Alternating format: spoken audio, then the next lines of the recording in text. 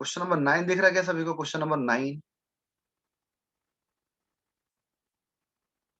Yes.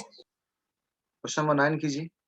Question आया हुआ है, क्वेश्चन है, आईआईटी जेई का है क्वेश्चन, नीट में भी आया हुआ क्वेश्चन है।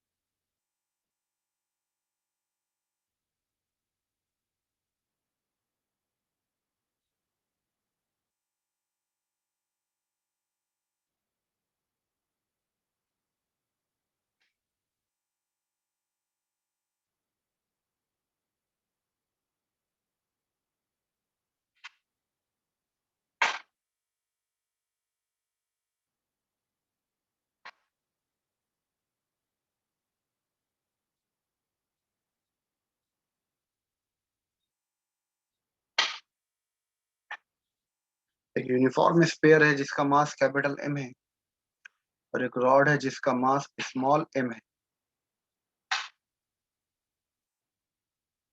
और one end of the rod का जो डिस्टेंस है from the centre of sphere, that is R. तो आपको पता है कि रॉड का जो मास होता है वो लेंथ के अकॉर्डिंग चेंज होगा, जिसको बोलते हैं मास पर यूनिट लेंथ।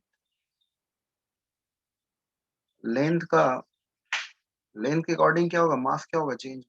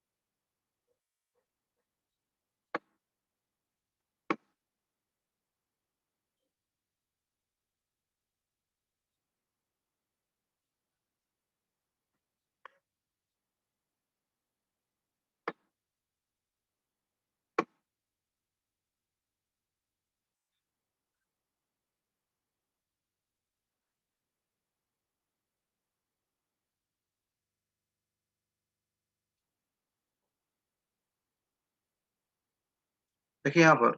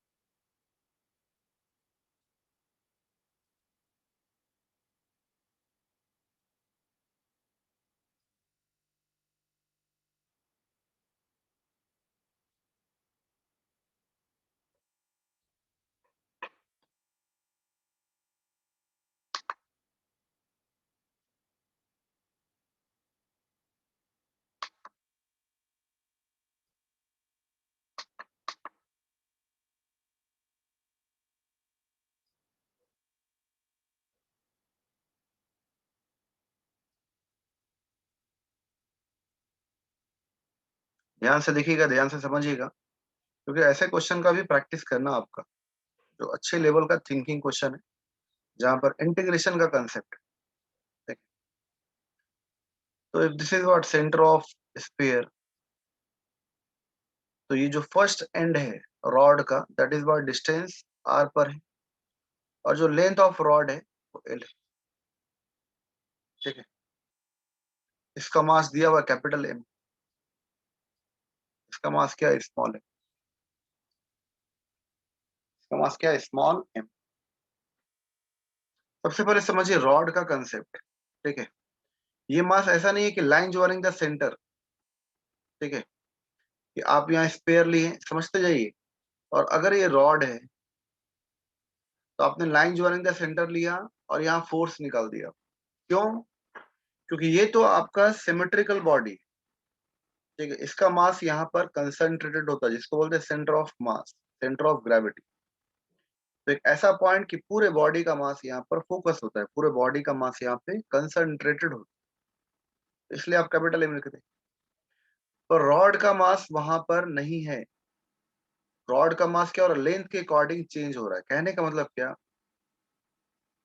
आप इसको दो इक्वल पार्ट में डिवाइड कीजिए। इसका लेंथ है L/2, L/2। आप इसको मास मेजर चेक कीजिए। ठीक है, इसका जब आप मास मेजरमेंट करेंगे तो ये मास भी क्या आएगा, M/2 और M/2 आएगा। अगर एक रॉड को तीन इक्वल पार्ट में आप डिवाइड कीजिए, क्योंकि रॉड अगर सिमेट्रिकल है, सिमेट्रिकल मतलब क्या, यूनिफॉर्म है, ऐसा नहीं कि कहीं एम्प्टी है कहीं भरा हुआ है।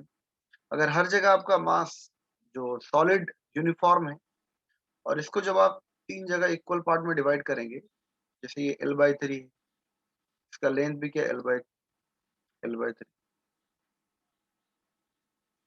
तो यहाँ पर मास आप चेक कीजिए एक टुकड़े का, जो एक पार्ट है उसका मास जब आप चेक करेंगे तो ये मास भी क्या आएगा, M/3, M/3।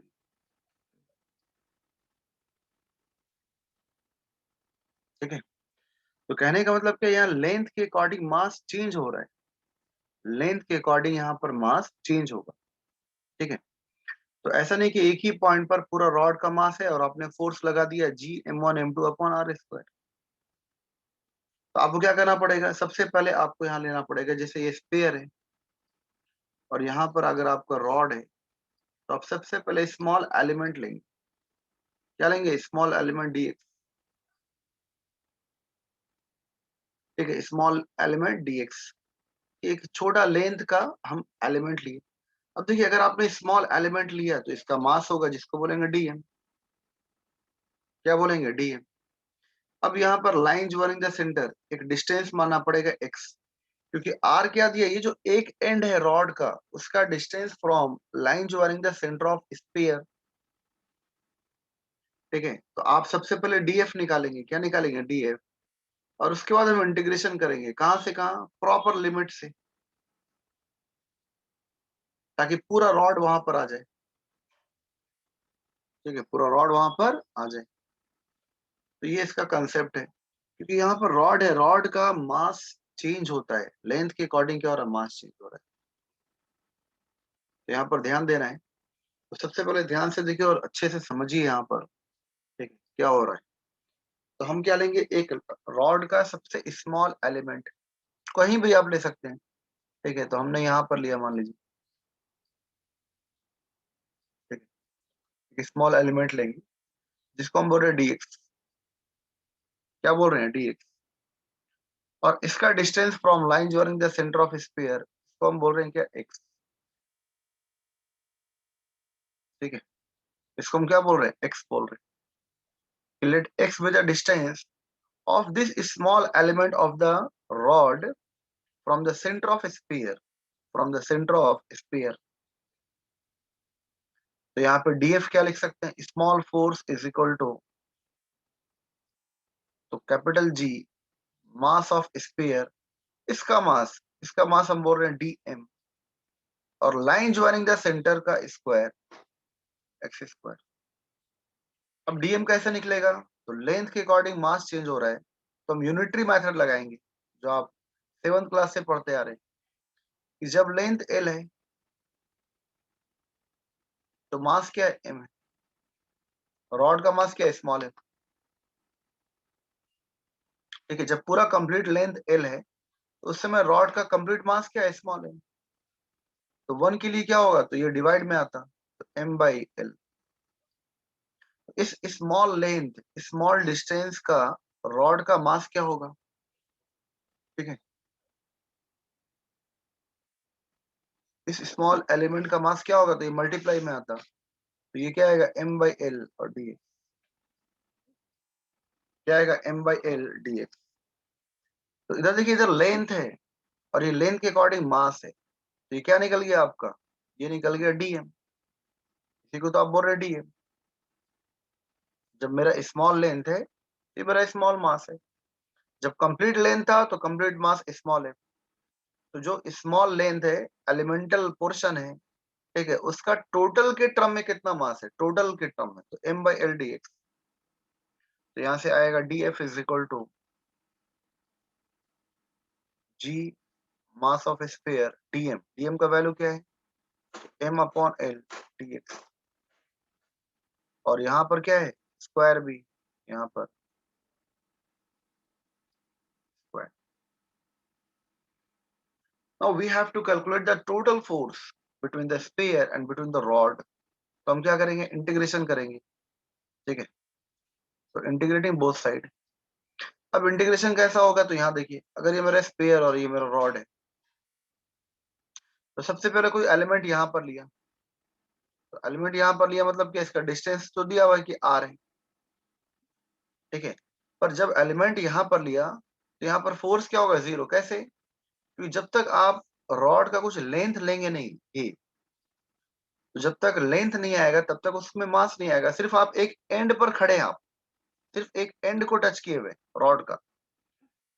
ठीक है, तो अगर आप यहाँ से स्टार्ट कर रहे हैं, ठीक है, तो यहाँ पर अगर आप चल रहे हैं, मतलब कि ये जो dx है, कोई एलिमेंटल पोर्शन का लेंथ यहाँ से स्टार्ट करेगा, from starting of the rod. जब आप r पर हैं तो वहां पर फोर्स क्या होगा, 0। क्यों, इसका तो मास है, पर इसका dm का वैल्यू 0 आएगा, क्योंकि dm के लिए dx होना जरूरी है। dm होने के लिए, ठीक है, dx का वैल्यू होना 0 जरूरी है। तो जब यहाँ कुछ लेंथ ही नहीं ले रहे हैं आप, तो 0 इंटू समथिंग क्या आएगा, 0। और जब मास 0 तो यहाँ फोर्स क्या होगा, between the sphere and between the small elemental portion क्या आएगा, 0 आएगा। तो सिर्फ एक एंड पर खड़े होने से कुछ नहीं होगा, आपको एक लेंथ लेना पड़ेगा, एलिमेंट लेना पड़ेगा। जब आप एलिमेंट लिए तो यहाँ पर dm आया, यहाँ पर फोर्स आएगा। अच्छा, कोई एलिमेंट यहाँ लिया, कोई यहाँ तक ले सकता है, ऐसा, ये dx है और इसका डिस्टेंस मान सकता है x। तो उस तरह ये जो एलिमेंट है कहाँ से कहाँ वैरी होगा, यहाँ से लेकर यहाँ तक। और जब आप एलिमेंट ये पूरा लेंगे, ये पूरा रॉड, ये कंप्लीट लेंथ आएगा, तो आपका पूरा ग्रेविटेशन फोर्स निकलेगा between the sphere and between the complete length of rod. तो हम यहाँ से स्टार्टिंग कर रहे हैं, और मेरा लिमिट क्या होगा, dx का वैल्यू कहाँ से कहाँ वैरी होगा, तो r प्लस एल तक। और जब ये r प्लस एल होगा distance, line joining the centre लेना आपको डिस्टेंस। ठीक है, जैसे आप यहाँ स्मॉल एलिमेंट dx लिए थे, पर इसका डिस्टेंस कहाँ से मेजर हुआ, from the centre of sphere. उस तरह अगर आप एलिमेंट ले रहे हैं तो उस एलिमेंट का डिस्टेंस भी क्या होगा, from the centre of sphere. तो अगर ये कंप्लीट लेंथ ऑफ रॉड तक आप एलिमेंट ले रहे हैं, मतलब कंप्लीट रॉड आ जा रहा है, ठीक है, तो उसका डिस्टेंस क्या होगा, तो ये ऑलरेडी r है और ये प्लस एल। जब ये कंप्लीट r प्लस एल मतलब कंप्लीट रॉड आ गया इसमें, तो यहाँ पर क्या होगा, कंप्लीट फोर्स। ठीक है, the total force between the sphere and rod. df का इंटीग्रेशन क्या होता है,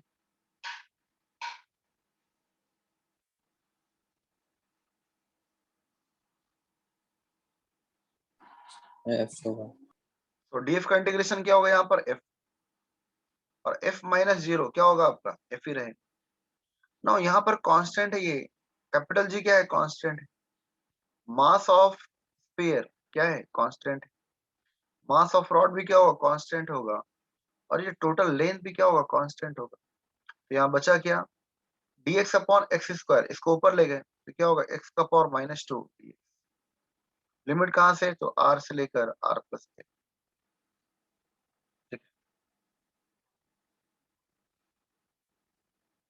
इसका इंटीग्रेशन क्या होगा? ठीक है, तो total force can be given as F is equal to G M M upon L। X का पावर -2 का इंटीग्रेशन, आपको पता है इंटीग्रेशन ऑफ एक्स dx का फॉर्मूला एक्स का पावर n+1 अपॉन n+1। तो यहाँ पे क्या आएगा? -2+1 अपॉन n+1, तो -2+1 विद द लिमिट्स। लिमिट्स कितना है? अपर लिमिट क्या है? r+l, और लोअर लिमिट क्या है? r। तो the total force F is equal to G M M upon L। अब देखिए -2+1 मतलब क्या? माइनस, ये माइनस यहाँ कर दिया। ठीक है, -2+1 मतलब क्या? माइनस। अब ये क्या बचेगा? तो ये 1/x आया। भाई x का पावर क्या हुआ? -2+1 मतलब क्या? -1। तो -1 मतलब क्या? नीचे आएगा तो क्या होगा? +1। जैसे मीटर सेकंड इनवर्स, इसको क्या लिख सकते हैं? 1/सेकंड। क्या लिख सकते हैं? 1/सेकंड। तो इस तरह यहाँ भी x का पावर -1 मतलब क्या? 1/x, और ये क्या है? r+l से लेकर r। तो ये क्या आएगा आपका? Total force can be given as -G/M/M/L। Upper limit minus lower limit, तो 1/r+l minus 1/r। Upper limit minus lower limit कहां पर पुट होगा? तो x में, क्योंकि ये वेरिएबल है, x वेरिएबल है। कोई एलिमेंट यहाँ पे लिया तो उसका डिस्टेंस x वहां से आएगा from the centre of sphere. कोई एलिमेंट यहाँ पर लिया तो ये डिस्टेंस क्या होगा? x यहाँ तक आएगा। तो आपका वेरिएबल है, तो upper limit minus lower limit. The total force between the rod and sphere can be given as, ठीक है, -G/M/M/L। इसको सॉल्व कर लीजिए, तो क्या आएगा? r × r+l। यहाँ पर क्या होगा? r माइनस, ये क्या होगा? r+l आएगा। ठीक है, टोटल फोर्स क्या आएगा? -G/M/M/L। यहाँ देखिए क्या बचेगा? ये -l बचेगा, और ये क्या होगा? r × r+। ये -r और ये +r क्या होगा? कैंसल। तो ये माइनस प्लस क्या हो गया? -l।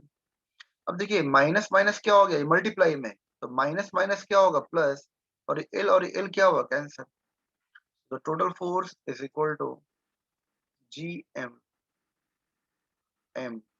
Upon r × r+। ठीक है, माइनस माइनस प्लस हुआ, और ये लेंथ यहाँ मल्टीप्लाई में, यहाँ पर क्या है? डिवाइड में। क्या है? डिवाइड में। तो total force is equal to what? F is equal to G/M/M r+। तो ये आपका टोटल फोर्स। ठीक है, ये क्या आपका टोटल फोर्स? समझ में आया? Yes sir. Yes. Yes, sir. ठीक है, अगला क्वेश्चन करते हैं हम लोग, क्योंकि सब क्वेश्चन प्रैक्टिस जरूरी है। पढ़ाने का क्या है? पढ़ा सकता आदमी, हर एक टॉपिक पढ़ा दिया बिना न्यूमेरिकल का, वो 3 दिन में खत्म हो जाएगा चैप्टर। और इजी भी है, ग्रेविटेशन बहुत इंटरेस्टिंग और इजी है। अब इसके बाद आपका कैप्लर्स लॉ प्लैनेटरी मोशन है, वो भी इंटरेस्टिंग और वो भी इजी है। ठीक है, पर मेन है न्यूमेरिकल प्रैक्टिस, क्योंकि इस टाइप का न्यूमेरिकल पहली बार आएगा तो आपका नहीं बनेगा, तो आपको प्रैक्टिस जरूरी। अगला क्वेश्चन कीजिए।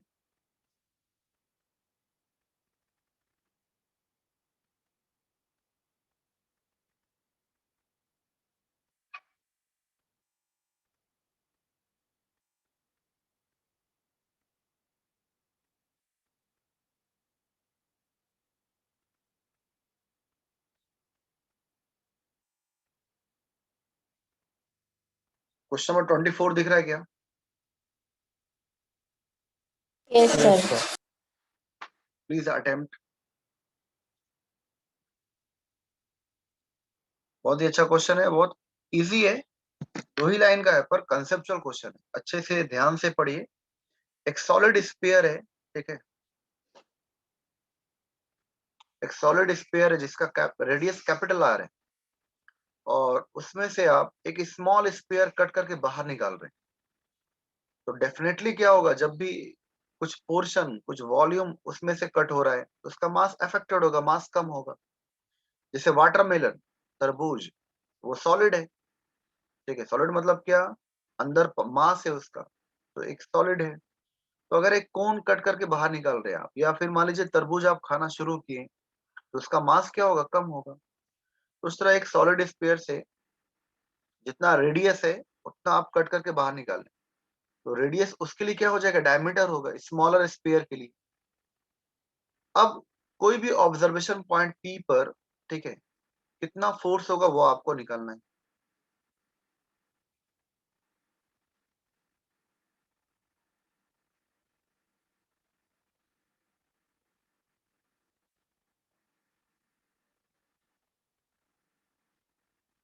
ऑब्जर्वेशन पॉइंट पी का distance from the centre of sphere दिया है डी, ठीक है, और वहां पर आपने रखा है कि स्मॉल एम, ताकि बिगर स्फीयर के कारण वो फोर्स को एक्सपीरियंस करे।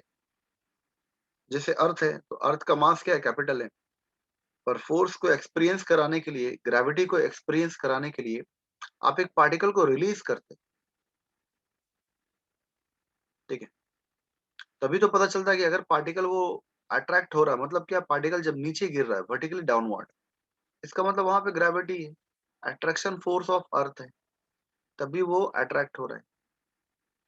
तो एक डिस्टेंस डी में आपने एक स्मॉल मास एम रखा है, ताकि जो भी स्पीयर का वहां पर फोर्स एक्सपीरियंस हो। What is the net force after removing the smaller part, small spear?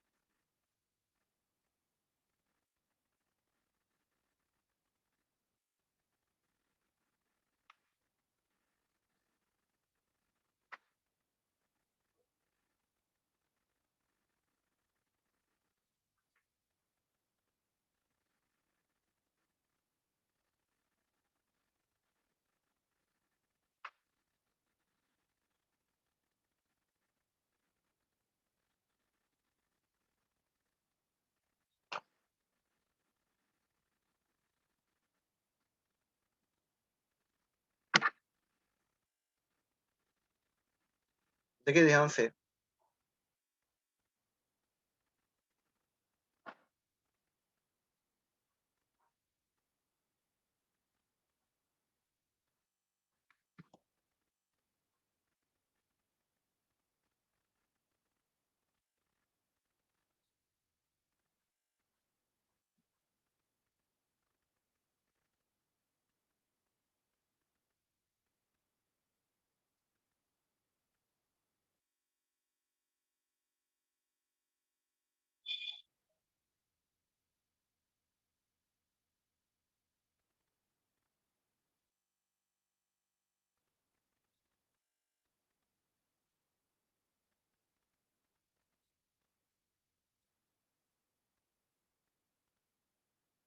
ठीक है। Spherical hollow is made in a lead sphere of radius r। ध्यान से देखिए, तो सबसे पहले एक सॉलिड स्फीयर है,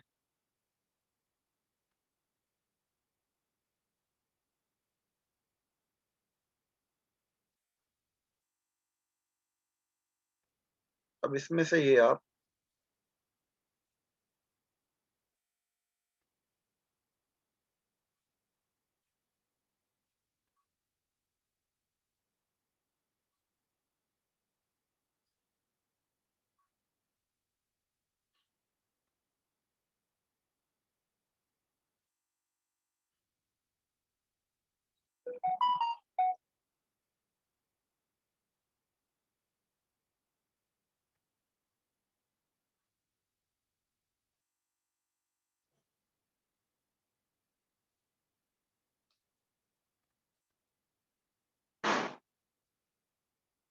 तो ये लाइन ज्वाइनिंग द सेंटर मान लीजिए, ये आपका डिस्टेंस d दिया हुआ, r दिया, जो भी लेना है। तो यहाँ पर आपको ऑब्जर्वेशन पॉइंट है, ये p है मान लीजिए, और यहाँ पर एक स्मॉल m रखा हुआ है। कोई भी 1 kg का पार्टिकल है, 2 kg का पार्टिकल है, 3 kg, जो भी है। तो ये बिगर मास के कंपैरिजन में ये मास आपका स्मॉल पार्टिकल यहाँ पे रखा हुआ था कि ये पार्टिकल बिगर मास के कारण आपका फोर्स एक्सपीरियंस करे। अच्छा, इसका रेडियस क्या है? इसका जो रेडियस था पहले, वो आपका आर था।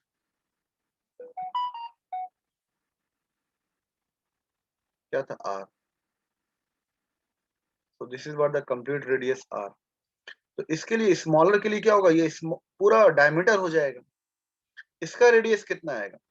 अगर हम इसका रेडियस की बात करें, तो इसका रेडियस कितना होगा जो हम डग आउट किए, जो हम रिमूव किए, तो इसका रेडियस क्या होगा? r/2। ये क्या होगा? r/2। क्या होगा? r/2। क्यों? r तो इसके लिए डायमीटर हो गया ना, स्मॉलर के लिए। रेडियस कितना होगा? r/2 होगा। रेडियस क्या होगा? r/2। तो हमको क्या निकालना, देखिए, फोर्स आफ्टर रिमूविंग। तो force due to remaining, force due to remaining mass क्या होगा? तो फोर्स ड्यू टू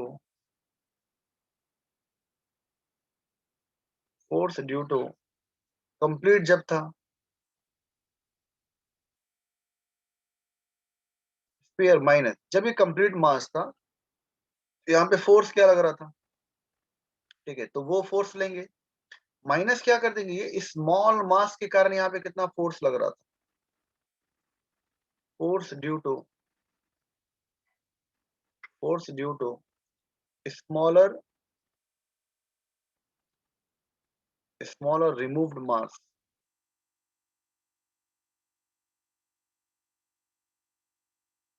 समझिए यहाँ पर ध्यान से, पहले एक कंप्लीट स्फीयर था, तो सिंपली एक फोर्स क्या था? F is equal to G M, और ये m upon line joining the centre, ये डी स्क्वायर। क्या आएगा? D square. ठीक है, ये सिंपली आपका ये फोर्स का equation, F is equal to G M M upon D square. पर उस मास में ये जो स्मॉल मास है जो आप कट करके बाहर निकाले, ये भी इंक्लूड है उसमें। ये भी क्या है? इंक्लूड है। तो भाई इसका भी कुछ, ये मास है मतलब क्या, ये भी इसी के अंदर रहते हुए कुछ ना कुछ फोर्स में कंट्रीब्यूट किया होगा, इसका भी कंट्रीब्यूशन होगा। इसका भी मास यहाँ पर है, तो यहाँ पर मतलब क्या, यहाँ पर फोर्स होगा, क्योंकि जहां भी मास है, हर एक दो मासेस के बीच वहां पर फोर्स ऑफ अट्रैक्शन लगता है, इसी को तो ग्रेविटेशन बोलते हैं। तो सबसे पहले इसका मास निकालना पड़ेगा। कैसे निकालना पड़ेगा? तो वही unitary method, since we know that, ठीक है, सिंस वी नो दैट कि जब पूरा कंप्लीट वॉल्यूम है, ठीक है, 4/3 πr क्यूब, जब कंप्लीट रेडियस, तो इसको हम क्या बोल रहे हैं? Complete mass of lead sphere. पूरा मास है, कंप्लीट वॉल्यूम है तब तो। जैसे पूरा तरबूज है, अभी तरबूज अभी आप कट करके कुछ भी खाए नहीं है, जब कंप्लीट वॉल्यूम है तो कंप्लीट मास। तो 4/3 πr/2 क्यूब के लिए क्या होगा?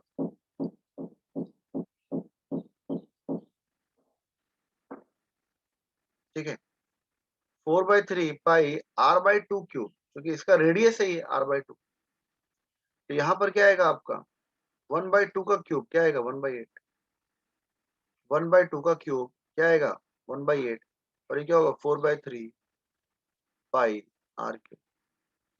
इसको हम बोल रहे हैं स्मॉल, या इसको बोल रहे हैं एम डैश, मतलब जो रिमूव्ड मास है, रिमूव्ड मास। तो एम डैश का वैल्यू क्या आएगा, ध्यान से देखिए, एम डैश का वैल्यू क्या आएगा 4/3 पाई आर क्यूब, मतलब क्या टोटल मास। तो ये टोटल मास का 8 टाइम है। टोटल मास का क्या है ये 8 time. M dash is equal to what m/8। ये removed mass, removed portion of mass, removed portion of mass. ठीक है, यहाँ पर वैल्यू पुट कर दीजिए। तो द नेट फोर्स मतलब क्या, जो रिमेनिंग मास, ठीक है, उसके कारण क्या होगा। तो यहाँ पर force due to wall square मतलब क्या, पहले क्या था G M M upon line joining the centre क्या था D square minus.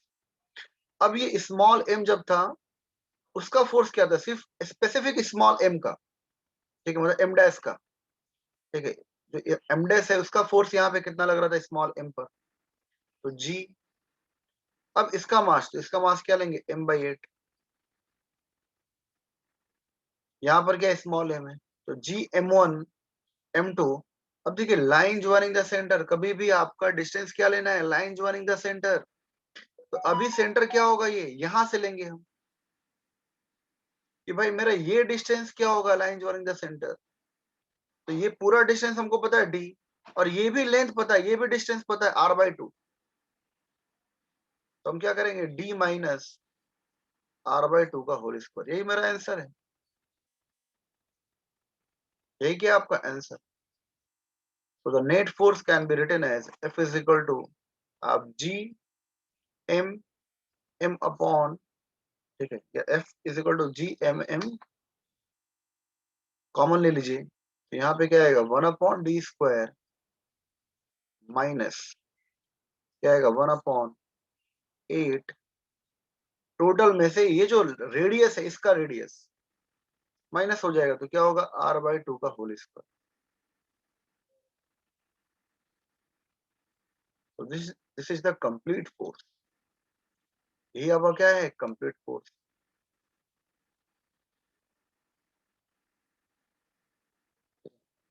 F is equal to G M M 1/d² minus, ठीक है, 8d माइनस r/2 का whole square. This is the net, this is the net force. अगर direction लिखना चाहेंगे आप, तो डायरेक्शन क्या होगा अट्रैक्टिव होगा, क्यों, ठीक है, इसका डायरेक्शन क्या होगा माइनस आई, अगर वेक्टर फॉर्म में लिखेंगे तो। क्योंकि ग्रेविटेशन क्या होता है ऑलवेज अट्रैक्टिव इन नेचर, ये पार्टिकल को अट्रैक्ट करेगा। भलाई रिमेनिंग मास है जो भी ये बचा हुआ, तब भी ये क्या करेगा अट्रैक्ट करेगा। इसका मास ज्यादा होगा, इसका मास कम होगा, इसका डायरेक्शन क्या होगा नेगेटिव एक्स, मतलब कि पार्टिकल अट्रैक्ट होगा। ठीक है, पार्टिकल क्या होगा अट्रैक्ट होगा। फिर से लॉग इन कीजिए सभी कोई।